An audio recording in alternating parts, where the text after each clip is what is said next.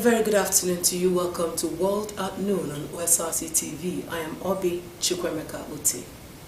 The Independent National Electoral Commission, INEC, has released the final list of candidates for Ondo State governorship poll.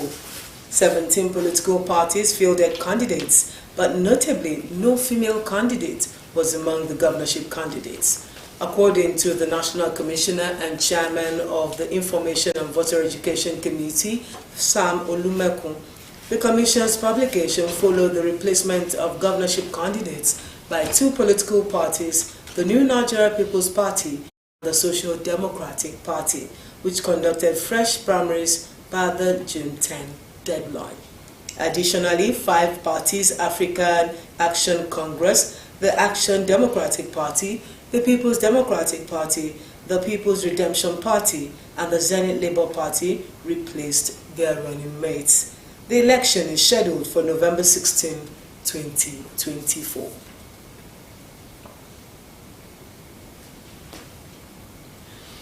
Ondo State government has flagged off the 2024 planting season with distribution of agricultural inputs to farmers in the state.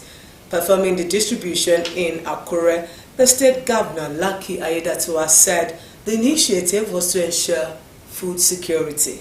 Government House correspondent Zahime Bemi was there, and the report is presented from our studio. The flag off of this year's planting season provided opportunities to farmers on varieties of crops, livestock, planting materials, and trainings on good agricultural practices. Governor Lucky Ayedatiwa said his administration would continue to fund agricultural intervention programs that will enhance farmers' productivity. Represented by his deputy, Dr. Olayide Adelami, the governor reiterated government's commitment to rehabilitate rural access roads and also continue to create an enabling environment for farmers in the state. We have continued to fund the various agricultural intervention programs in the state. As you are aware, we have continued to commit enormous funding to our agricultural agencies to enable them to achieve their core mandates. To a very large extent and to the glory of God, our farmers can now go about their activities in their respective farms without fear of molestation or attack, as incidents of criminality and kidnapping in our farms have been reduced to the barest minimum. He stressed that government would not relent efforts in releasing grants to relevant agencies and agricultural associations, a call on well-meaning individuals to take advantage of the state's friendliness to invest. Let me assure you at this juncture that we will continue to sustain these efforts and encourage investors that are interested in taking advantage of our state's abundant resources to invest in agriculture like food production, processing, and agricultural value chain development. Commissioner for Agriculture and Forestry, Olaya Taribo, applauded Governor Ayedatiwa for his agricultural programs geared towards protecting and equipping farmers. Mr. Governor, Honorable Mr. Ayedatiwa, constituted Agriculture and Food Security Committee for the purpose of mitigating high cost of food items and promote all-round agricultural development in the state.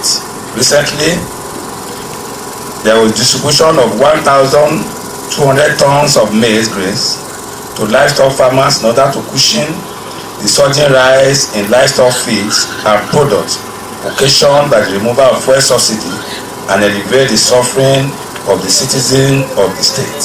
Permit me therefore to reiterate that the present administration, under the leadership of our dynamic and farmer-friendly governor, Honorable Lucky Ayedatiwa, will leave no stone unturned to ensure that farmers in the state, as well as their investment in the farm, are well protected. It's important today that we are flagging off this year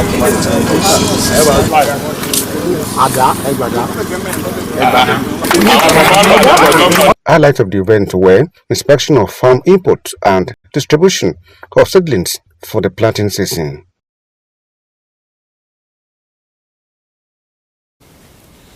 The Nigerian Security and Civil Defense Corps (NSCDC) has commenced the construction of 500 mass housing units for its officers and men in Plateau State. The Commandant General of the NSCDC, Dr. Ahmed Audi, made this known at the foundation laying ceremony to flag off the construction of the housing project situated in the Do community just south local government area of the state. Audi said the housing project was in line with the federal government's policy, which aims to reduce the housing deficits, especially among public servants. The governor of Plateau State, Caleb Mufwang, who performed the foundation laying ceremony for the project, commended the NSCDC for siting the mass housing units in Plateau State. He noted that siting the project in Plateau, which is first of its kind in the country, would be mutually beneficial, as it would not only assist the state in its developmental efforts, but also help to curb security challenges, especially within the host community. The Niger Delta Development Commission, NCDC, has opened a partnership with communities in the Niger Delta region to empower 4,500 rice and cassava farmers to ensure food security in the region and the country at large. NDDC Managing Director Samuel Ogbuku disclosed this during the onboarding program for the empowerment of the farmers at the NDDC headquarters in Port Harcourt. Ogbuku said the initiative was part of the proactive efforts of President Bola Tinubu to empower the people of the Niger Delta and promote food security in Nigeria. Ogbuku noted that the flagship agricultural initiative will support smallholder rice and cassava farmers with data, financing, farm inputs, mechanization, and extension services to sustainably produce rice and cassava to enhance their income and contribute to food sufficiency in the Niger Delta region. The Nigeria Center for Disease Control and Prevention, NCDC, has warned the public of the increasing trend of cholera cases across the country as the rainy season intensifies. The agency, through its Director General, Dr. Jide Idris, said from January 1 to June 11, 2024, a total of 1,141 suspected and 65 confirmed cases of cholera, with 30 deaths, have been reported from 96 local government areas in 30 states. The NCDC listed the 10 states that contributed 90% to the burden of cholera as Bayelsa, Zamfara, Abia, Cross River, Bauchi, Delta, Katsina, Imo, Nasarawa, and Lagos. It, however, stated that a multi-sectoral National Cholera Technical Working Group led by the Center and comprising the Federal Ministries of Environment and Water Resources, World Health Organization, United Nations Children's Fund, as well as other partners, has been providing support to the affected states. Cholera is a food and waterborne disease caused by the ingestion of the organism Vibrio cholerae in contaminated water and food.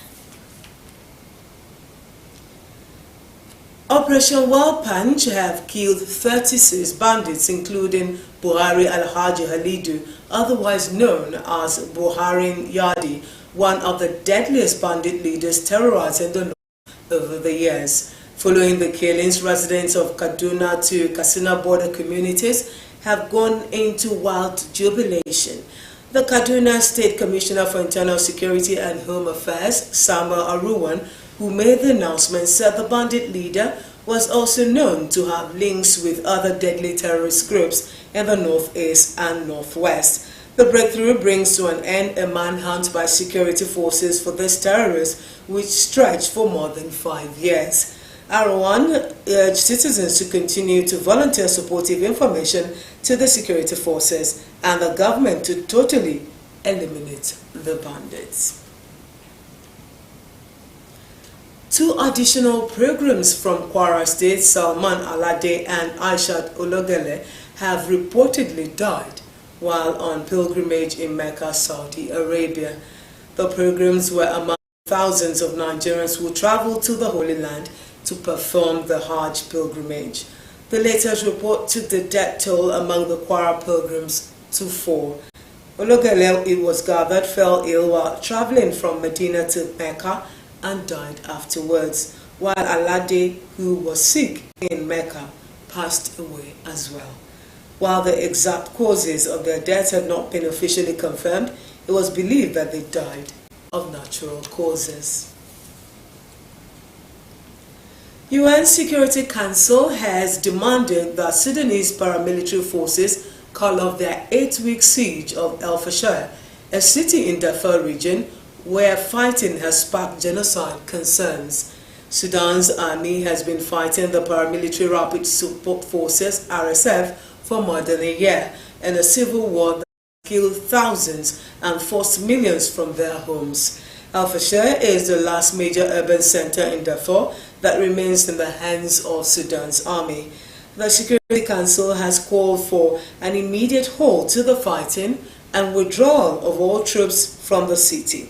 The 15-member council adopted a British-drafted resolution with 14 votes in favor, while Russia abstained. Meanwhile, Hamas has pushed back after being criticized by U.S. Secretary of State Antony Blinken for not yet accepting a ceasefire proposal, saying it has shown positivity towards the negotiations. The group had dealt positively with the latest proposal and all proposals to reach a ceasefire agreement. It said while Blinken continues to talk about Israel's approval of the latest proposal, they have not heard any Israeli official voicing approval. Mr. Blinken has repeatedly said that Israel has accepted the ceasefire proposal outlined by President Biden on 31 May. Israel's government has not officially said so, though an Israeli plan formed the basis for Mr. Biden's declaration. Now to Greece, where they have shut more ancient tourist sites in Athens as elderly people took refuge at designated air-conditioned spots with the first heat wave of the summer persisting for a third day. The famous Acropolis, set on a rocky hill overlooking the capital and other nearby tourist attractions, was closed on Thursday as winds from North Africa pushed temperatures towards 43 degrees Celsius, that is 109 degrees Fahrenheit. Aderonke Kolawole has more. Greece has shut more ancient tourist sites in Athens, and elderly people took refuge at designated air-conditioned spots. That is as the first earth wave of the summer persisted for a third day. The famous Acropolis and other nearby tourist attractions were closed in the afternoon, as wind from North African pushed temperatures towards 109 degrees Fahrenheit. Many primary schools and nurseries across the country were also closed to protect students from the heat, which was expected to recede on Saturday. In Athens, tourists stopped at drinking fountains to cool their ears and necks. Locals like George Georges sat in air-conditioned rooms set up by the city. Ιούνιο μήνα, εγώ τουλάχιστον στα χρόνια που έχω, δεν έχω ξανασυναντήσει τέτοια θερμοκρασία. In my years, I've never seen such temperatures in June. I was a winter swimmer for 21 years. I would swim in snow, but this is the first time I've seen such a summer. Firefighters who put out several wildfires on Wednesday remained on high alert as strong winds were expected to hit several parts of the country. And Deputy Mayor of Athens, Olga Doru, said police were patrolling the city along with drones. Η κλιματική αλλαγή είναι εδώ πέρα. Οι επιστήμονες πάρα πολλά χρόνια τώρα μας προειδοποιούσαν και χρόνο τον κόσμο του κινδύνου. Climate change is here. Scientists have been warning us for years. Unfortunately, we haven't succeeded globally to see what can be done. At Athens City Hall, we have moved forward with planting thousands of trees. Greece is one of the most hard-hit countries by global warming in Europe. In recent years, rising temperatures have fueled deadly fires and erratic rains. Scientists warn that summer temperatures there could rise by an average of 2 degrees Celsius, that is about 36 Fahrenheit by 2050. Adirunke Kolawole, Osrc News. Now to the U.S., where Donald Trump has returned to Capitol Hill to meet the Republicans on his first visit since the riot by supporters of his Congress 3 years ago. The presumptive Republican nominee in November's presidential election delivered a message of unity, promising to work out any lingering differences within the party. He arrived at a Republican office building near the U.S. Capitol building, passing a small crowd of protesters holding signs with slogans including "Failed coup" and "Democracy forever, Trump never." The former president also met with an association of 200 corporate leaders. The visit comes a fortnight after the Trump's criminal conviction for falsifying business records in his hush money trial in New York. And with that story, we conclude World at Noon. Many thanks for your time. Good afternoon.